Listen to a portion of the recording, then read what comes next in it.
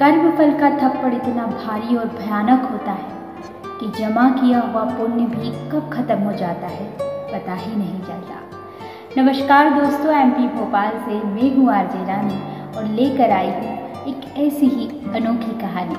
तो चलिए शुरू करते हैं। दोस्तों, ये कहानी एक रोहित नाम के लड़के की है जिसके माता पिता दोनों ही चल बसे। रोहित के परिवार में और कोई भी नहीं था, न माँ की तरफ से न पिता की तरफ से।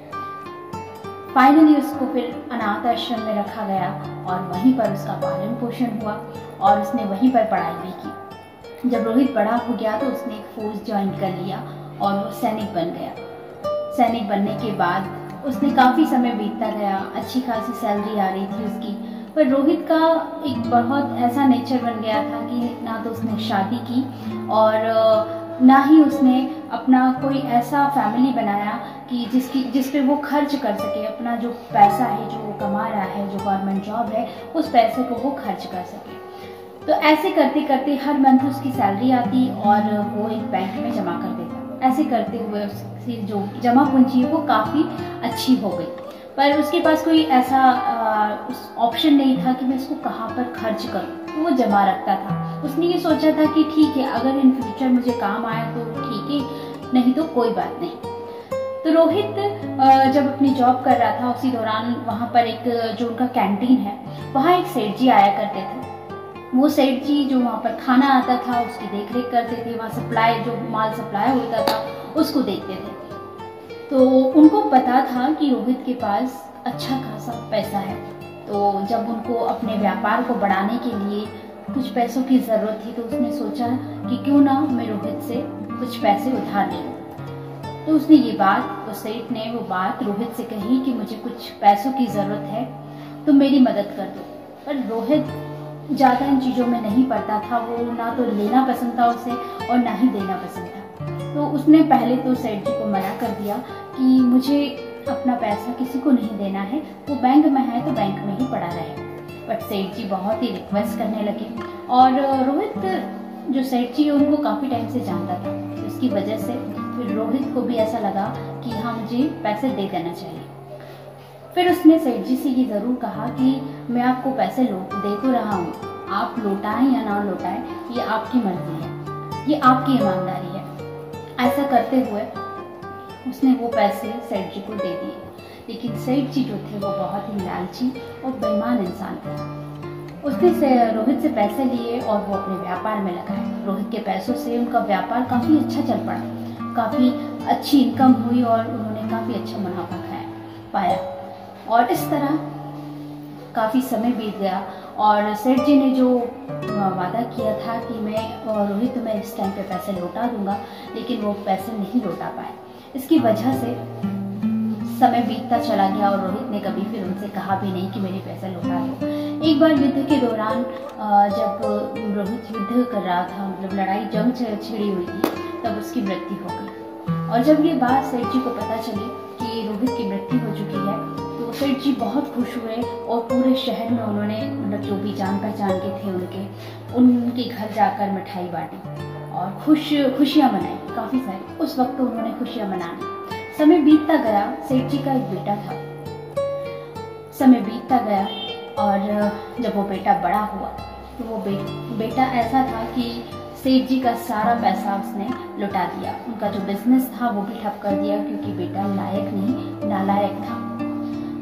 कहते हैं ना, जब इंसान कोई गलत करता है तो कहीं ना कहीं आज नहीं तो कल उसे भुगतना ही पड़ता है। वो कैसे भी भुगतेगा लेकिन उसे भुगतना ज़रूर पड़ता है।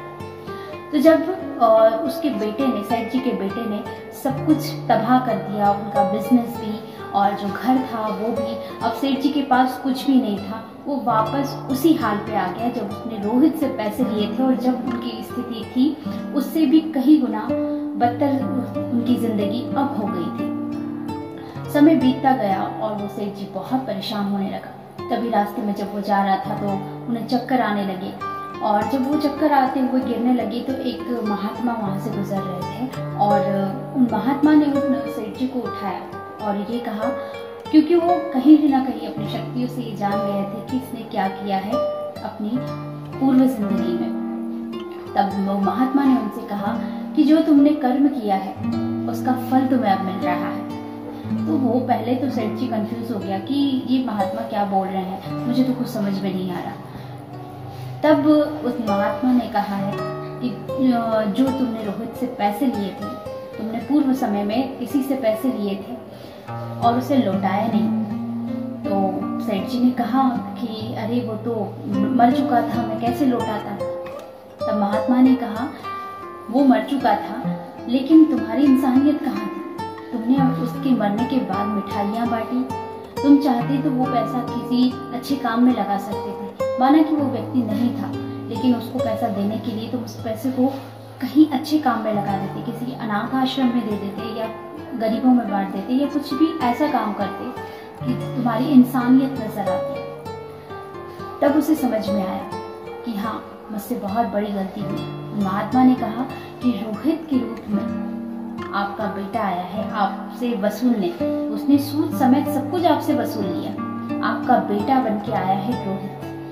तो कहते हैं ना, जब हमारे कर्म अच्छे नहीं होते, जब हम ऐसा कर्म करते हैं, उस वक्त समय बीतता जाता है। समय कभी भी रुकता नहीं है, समय तो आगे बढ़ता ही जाता है, लेकिन जो कर्म का फल है वो मिलकर ही रहता है।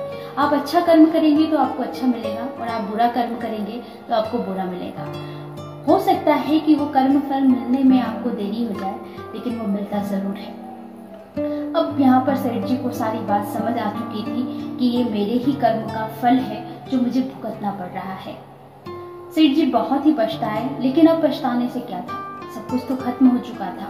महात्मा ने कहा कि अब आपके पास एक ही उपाय है, आप अपनी गलतियों का प्रायश्चित कर सकते हैं।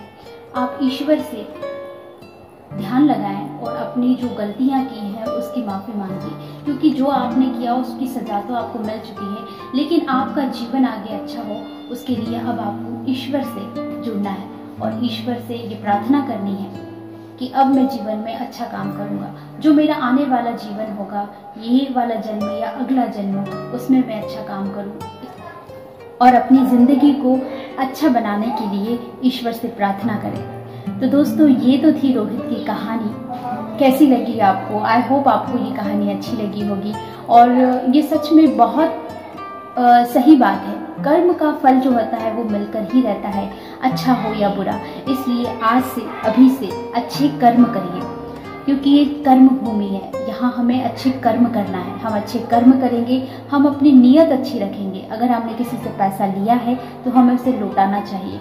अगर हमने किसी से कुछ भी लिया है तो हमारे अंदर ये भावना होनी चाहिए कि हम उसे लौटाएं। इन केस अगर वो व्यक्ति नहीं है या वहाँ से चला जाता है या कुछ भी हो जाता है, तो आपने जो पैसा या जो भी चीज़ उससे ली है वही चीज़ आप किसी और के लिए कर लीजिए। तो वो यहाँ पर आपकी जो इंसानियत है वो साबित होती है, क्योंकि ईश्वर सिर्फ नियत देखते हैं। और ये कहीं पर भी आप कहते हैं कि सारे ज़माने को आप कहते हैं ना कि उल्लू बना सकते हैं, बेवकूफ़ बना सकते हैं, लेकिन इस प्रकृति को, इस ब्रह्मांड को, इस ईश्वर को आप बेवकूफ़ नहीं बना सकते। ये आपका कर्म फल है। अच्छा कर्म करोगे तो फल भी अच्छा होगा, और बुरा करोगे तो फल भी बुरा ही मिलेगा। उम्मीद करती हूँ कि आपको ये कहानी अच्छी लगी होगी। अगर आपको मेरी कहानी अच्छी लगी, बताने का तरीका अच्छा लगा, तो प्लीज़ चैनल को लाइक, शेयर और सब्सक्राइब कर लीजिएगा। मैं मिलती हूँ आपको अपने नेक्स्ट वीडियो में। तब तक के लिए हंसते रहिए, हंसाते रहिए। नमस्कार।